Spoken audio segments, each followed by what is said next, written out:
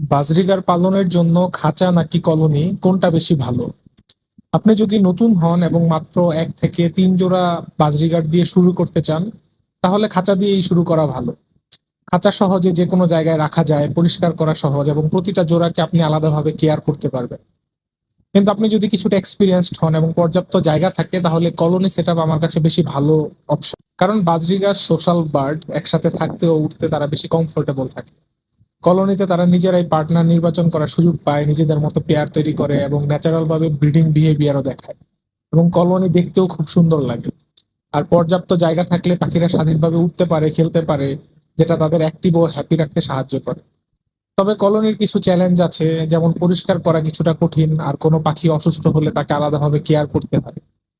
তাই নতুনদের জন্য খাঁচা, আর কিছুটা অভিজ্ঞতা ও পর্যাপ্ত জায়গা থাকলে কলোনি, দুইটারই আলাদা সুবিধা আছে।